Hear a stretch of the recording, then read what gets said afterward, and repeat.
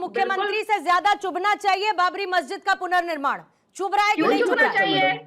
क्यों चुभना चाहिए? नहीं चुभना मुझे चाहिए। ज्यादा चुभता है इस देश में बाबर के नाम पर बाबरी मस्जिद बनाई जाए और समाजवादी पार्टी को नहीं चुभना चाहिए। इसका मतलब अपीजमेंट हो रहा है उसके नाम पर, तो हम साथ में खड़े हुए नजर आएंगे। बूटे रगड़ गए, मुझे बहुत चुभता है।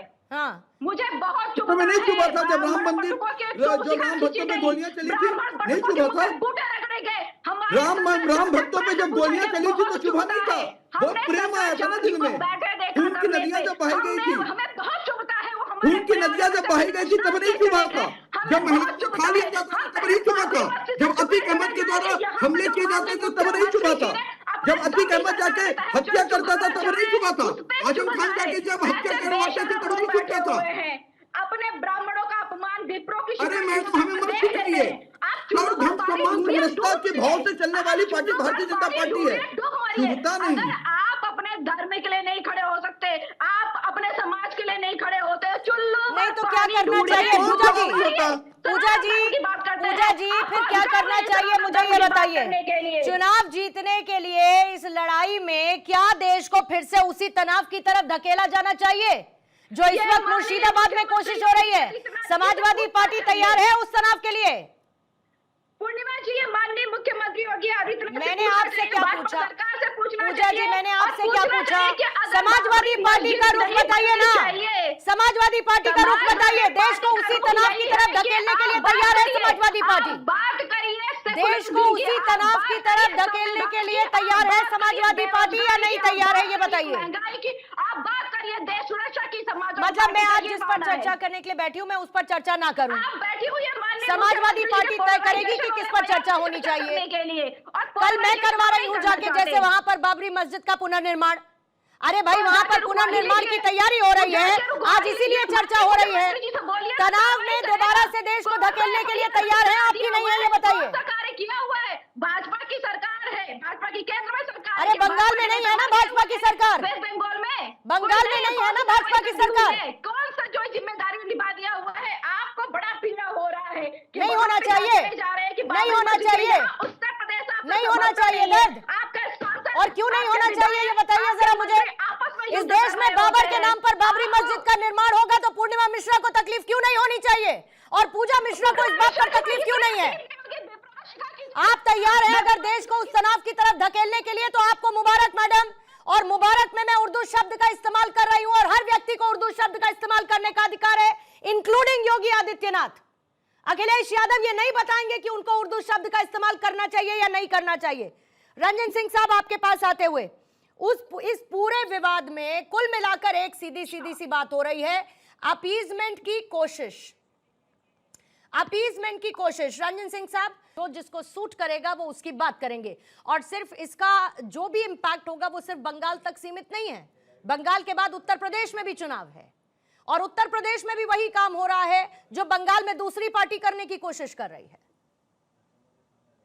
पूर्णिमा जी नमस्कार, सारे को पैनलिस्टों को भी नमस्कार।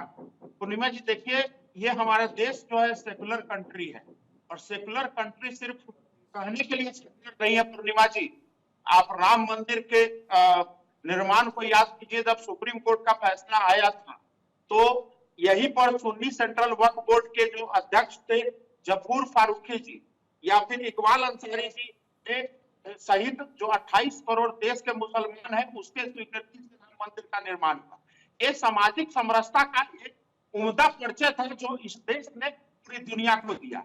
दूसरी तरफ अगर इन रिटर्न देखा जाए तो विश्व में दूसरा ऐसा देश है जहां सबसे ज्यादा मस्जिदें पाई जाती है। इंडोनेशिया के बाद सबसे ज्यादा मस्जिद हिंदुस्तान में है।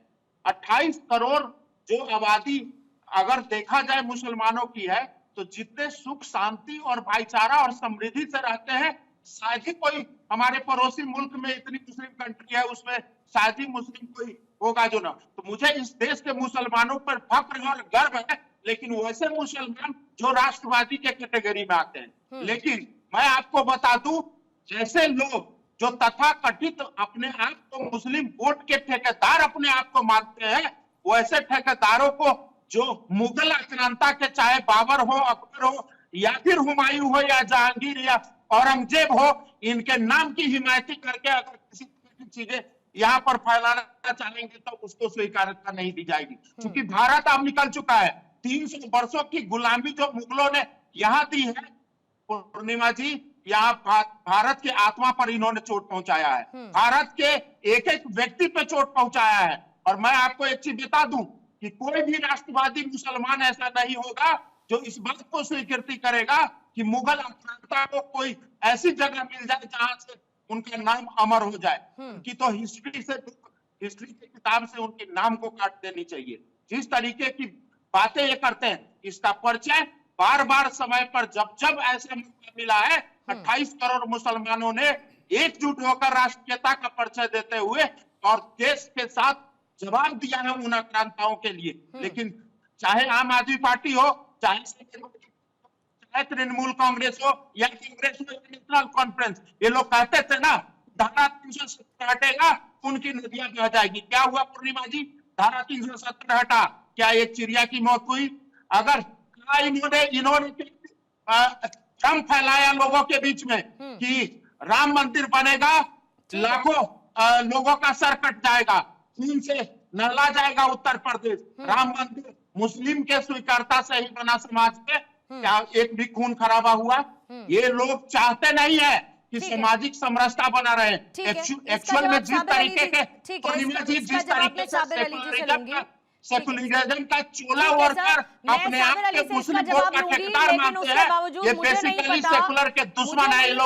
ये लोग देश के दुश्मन है। रंजन सिंह साहब की सर्टिफिकेट बांटा जाए कि कौन सा राष्ट्रवादी मुस्लिम है और कौन राष्ट्रवादी मुस्लिम नहीं है, इसका सर्टिफिकेट बांटने का जिम्मा पता नहीं किसको दिया है और किसको नहीं दिया गया है। वरुण पुरोहित साहब आपके पास आते हुए अगर ये बताइए, बाबरी मस्जिद को विदेशी आक्रांता की निशानी के तौर पर देखा जाता है, तो क्या चुनावों से पहले इतिहास की खुदाई करना जरूरी है? और ये बंगाल में आसान है इसीलिए इस पर बात हो रही है क्या? पूर्णिमा जी, योगी आदित्यनाथ जी के बयान पे बात करी, एक सूबे के मुख्यमंत्री हैं, दूसरे स्टेट में इंटरफेरेंस करना गलत। पहली बात, वहां अगर कोई मस्जिद बन रही है बाबर के नाम से, हुमायूं के नाम, जो वॉट एवर, अगर वो ये आक्रांता, अपन सब मानते हैं आक्रांता है, तो इनके नाम से नामकरण करने की परमिशन क्यों दी जाती है? केंद्र सरकार 12 साल में एक अमेंडमेंट कर देती कि जो भी आक्रांता है उनके नाम से कोई भी देश के अंदर किसी प्रकार का नामकरण नहीं होगा। तो 12 साल ये क्या कर रहे थे? अब योगी आदित्यनाथ जी ने एक शब्द का प्रयोग किया, विरासत, तो सबने देखा कितनी विरासत का, पुराने मंदिर प्राचीनता, विरासत का कितना इन्होंने नुकसान किया है वाराणसी से लेके सारी जगह, वो सबको पता है। भाई नए मंदिर बना रहे तो लोग बिरला मंदिर चल जाएंगे, आप प्राचीनता विरासत खत्म करने से होगा क्या? वो चीजें सबने देखी। अब जो योगी आदित्यनाथ जी बयान दे रहे हैं, ये तो एक पॉलिटिकली मोटिवेटेड बयान है। बंगाल का चुनाव आ रहा है तो किसी न किसी रूप में ध्रुवीकरण करो। भैया आपके पास विकास के प्रश्न नहीं है कि 12 साल केंद्र में, 8 साल यूपी में, बंगाल की बातें करने, ये चलेगा चुनाव तक?